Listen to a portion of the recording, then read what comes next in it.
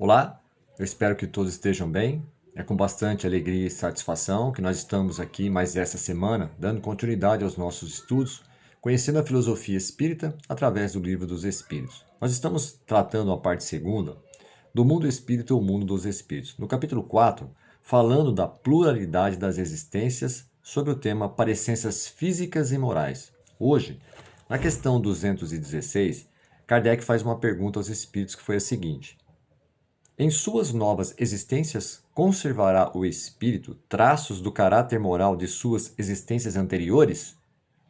Eles respondem assim: isso pode dar-se, mas, melhorando-se, ele muda. Pode também acontecer que sua posição social venha a ser outra. Se de senhor passa a escravo, inteiramente diversos serão os seus gostos e dificilmente o reconheceríeis.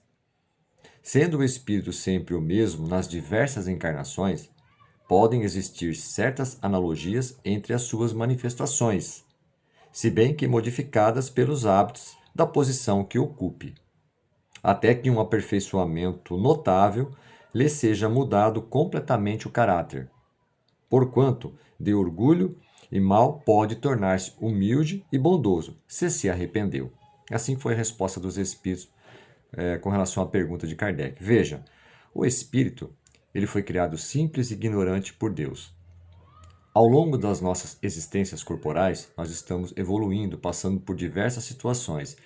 E nessas experiências, nós estamos aprendendo, né, com relação às existências que temos. Então, muitas vezes, não é simplesmente nenhuma existência que nós vamos conseguir passar por aquela prova, por aquela lição. Por exemplo, se a pessoa precisa trabalhar a paciência, a compreensão, pode ser que nenhuma existência só ele não consiga. Então, ele precisa de mais existências para, de fato, verificar se aquele conhecimento foi aprendido, né? Se aquela virtude ele conquistou. As virtudes, elas são conquistadas única e exclusivamente pelo esforço próprio de cada espírito. Ou seja, nós, uma vez que conquistamos uma virtude, não mais a perdemos. Podemos até estar em situações adversas, mas aquela virtude já é nossa.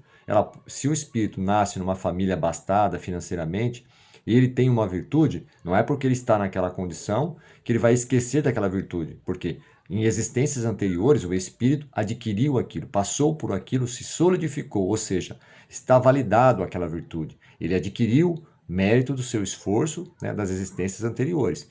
E assim por diante. E a mesma coisa, se ele estiver numa condição social de difícil existência, ou seja, numa limitação financeira, numa limitação física ou qualquer outra limitação, o espírito também não perde, desde que realmente aquela virtude tenha se solidificado, ou seja, ele adquiriu aquela virtude, independente da sua condição social, que naquela encarnação, né, o espírito possa estar existindo, ele não vai perder. Por quê? Porque aquilo já foi adquirido por ele. Uma virtude adquirida, o espírito jamais a perde, a não ser que o espírito ainda não esteja totalmente solidificado com aquela virtude. Então ele precisa ainda, né, validar, ele precisa ainda conquistar aquela virtude, independente da sua condição social.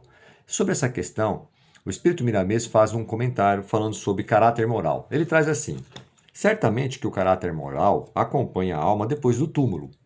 Não obstante, a vida obedecerá à força do progresso, e esse caráter se modificar diante das modalidades diferentes do que encontra no caminho. Reforçando a questão, né? Na medida que nós vamos passando, vivenciando novas encarnações, ocupamos diversos papéis, numa condição social mais avantajada ou menos avantajada, e isso pode influenciar nas questões comportamentais. Porém, como já dito, né?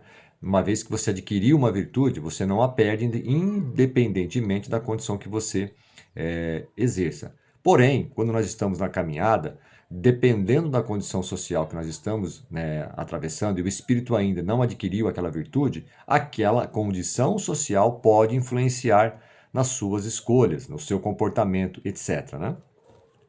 Então, se uma existência o espírito adquiriu pelos seus esforços no bem, a paciência, a dedicação ao trabalho honesto e compreensão, a fé, a caridade, o amor, certamente que isso não foi produto somente daquela existência.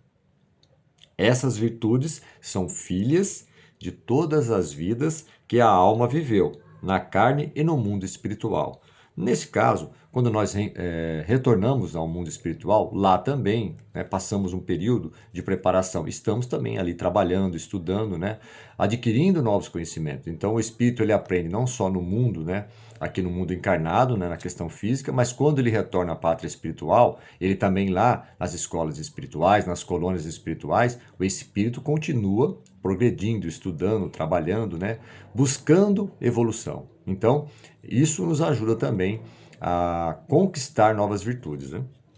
Quando vem em outra existência corporal, o espírito não pode se esquecer dessas qualidades conquistadas, mesmo que surgir na Terra em difícil condição social, nascendo em favelas ou mesmo no campo, ele não mudará de ser uma criatura virtuosa. Se a vida o colocar no seio de família abastada, ele não mudará sua estrutura espiritual. Continuará a ser o mesmo, pelo reflexo da consciência no dia a dia que vive. Da mesma forma, se é a ignorância que predomina, o espírito conserva o atavismo, de sorte que essa ignorância o guiará em outras vidas, mesmo que renasça em família virtuosa. Fará com frequência coisas que a virtude desaprova. Ou seja, independente se você nasceu numa família abastada financeiramente ou se você está numa condição social inferior, se aquela virtude você ainda não adquiriu, você ainda manifesta traços de um comportamento ainda inferior. Por quê? Porque nós realmente não solidificamos aquela virtude, independente da sua condição. Isso é uma questão moral do espírito, uma conquista meritosa do próprio espírito, né? Quando realmente ele passou por aquela aprovação e ele adquiriu aquela virtude, né? Fruto não só da existência atual, provavelmente também de outras existências que foi se solidificando, né? Ou seja, foi amadurecendo aquela virtude.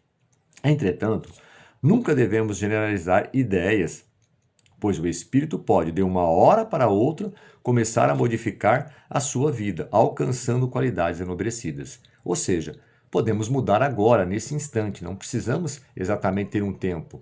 Nós temos o livre-arbítrio para fazermos as nossas escolhas, né? E seguirmos aprendendo. Ou não, podemos estacionar por um determinado período, até que a divindade, vendo que nós talvez fiquemos ali numa condição estagnado, ele vai provocar uma situação para que a gente continue evoluindo. Porque tudo na existência do universo é evolução. Nós também pertencemos a isso. Então precisamos entender que a evolução é constante, né? Então teremos sempre uma oportunidade. E se nós, por acaso, fracassarmos ou até mesmo estagnarmos, teremos ali um incentivo, um estímulo para continuar. Às vezes esse estímulo, esse incentivo pode vir numa condição de dor, né? Numa condição de desconforto. Por quê? Porque senão nós ficaríamos parados naquela condição e não continuaremos, né? E não continuaríamos a aprender, não é? Por essa razão, a divindade, sempre com um conhecimento superior, sabe o momento certo de provocar isso nas nossas vidas, nas nossas existências, né? Nas diversas existências que temos.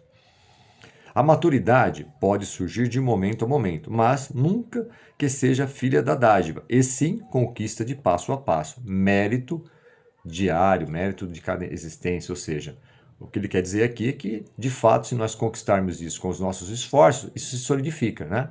Isso não é uma dádiva que vai cair do céu sem os nossos esforços, sem as nossas reflexões, né? E interioração que temos quando aprendemos sobre determinado aspecto, né?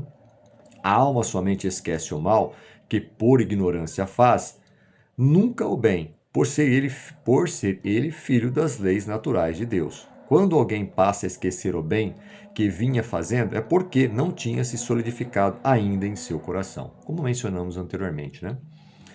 Com o passar do tempo, o próprio tempo dar-lhe-á a noção verdadeira da vida que há de levar, de trabalho, de honestidade e amor.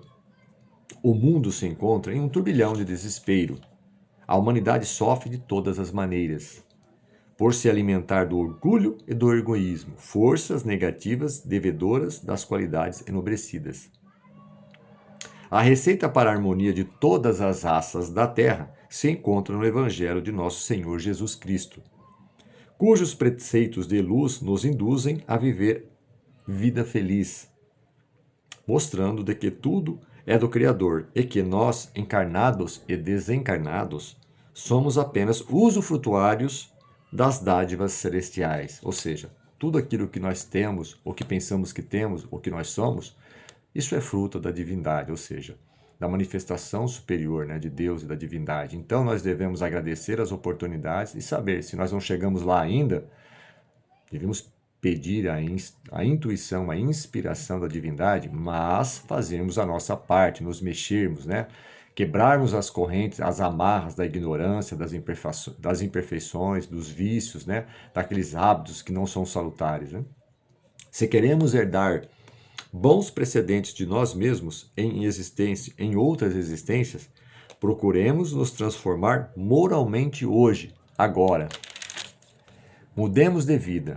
Observemos os grandes homens da história, que são exemplos de vida reta, sem nos esquecermos do maior de todos eles, Jesus Cristo, padrão moral por excelência. Sendo ele o caminho, deveremos segui-lo para encontrar a paz de consciência, aprendendo com ele como viver e entender, e, por seu intermédio, conhecer a verdade. Bom, eu acho que foi uma lição extremamente, né, aprofundada muito nessa questão, né, que o espírito, ele pode sim avançar. E só depende dele, da vontade dele. Quando nós estamos estagnados, a própria divindade vai criar uma condição para estimular a nossa continuidade no aprendizado e na evolução.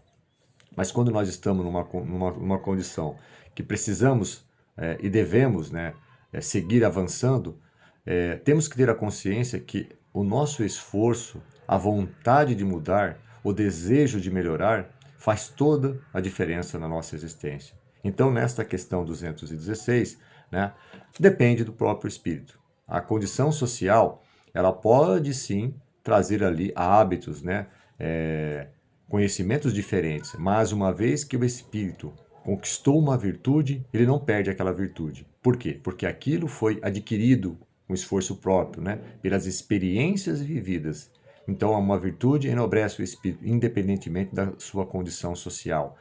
Por essa razão, no processo reencarnatório, se nós estamos numa determinada condição social, temos que refletir qual é o nosso papel, o que nós devemos aprender, o que foi programado para a nossa existência no intuito de ganharmos mais virtudes, né?